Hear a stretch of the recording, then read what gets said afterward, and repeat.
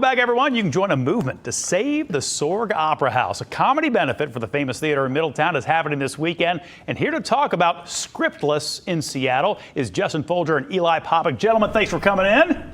It's a pleasure. Thanks so much for having us. Well, let's talk about this space before we get into what you guys do and how we're going to make people laugh this weekend. For those who don't know the Sorg Opera House, it is a special kind of place. Talk about that. It's funny that you're having us on today. Exactly 132 years ago, in 1891, was the grand opening of the Sorg Opera House. No kidding. Yes. Oh, wow. 132 years to Hit the it day. on the date. Let's say we planned that. Let's say we planned it for sure. Let's go with that. But it's got all of the feel and the ambiance and all of that of a place that was built on. You walk in, I mentioned during the commercial break, you walk in, you just kind of feel it. Oh yeah, it's a special space. Yeah. It's historic. There's generations have been performing in that space, and we're excited to be a part of it for sure. Yeah. So how did you guys become a part of this movement to sort of save the Sorg? Well, we do a lot of comedy shows at a lot of different places, and we love historic theaters. We're actually later this year, actually just this month, we're at the Cedarville Opera House, another historic theater. We perform in old places all the time. It's special. Okay. It's fun to kind of take a modern comedy movement and marry it to something so old.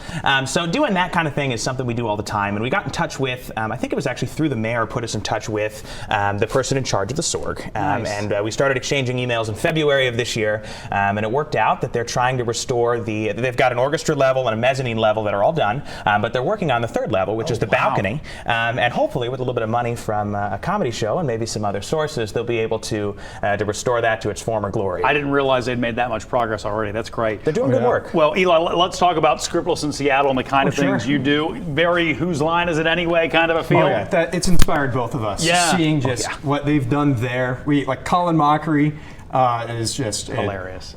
Big influence on myself, and being able to do that and do comedy in the same style is just really rewarding.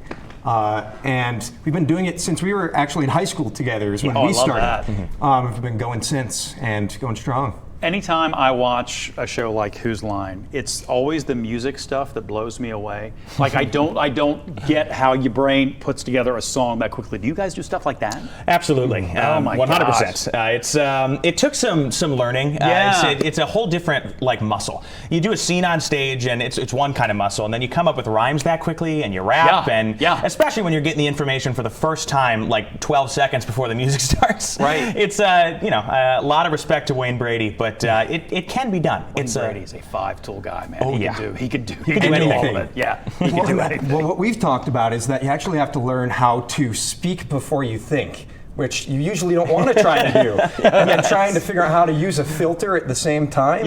And then find a way to justify it after you've already spoken. That's awesome. It's a good time. How do you, when you're interacting with a crowd like that, every crowd is going to be a little different. Do you get a sense pretty early on whether, okay, this is going to be a good crowd, this one's going to work? Or do you not really have a sense of that until you really kind of get into it a little bit?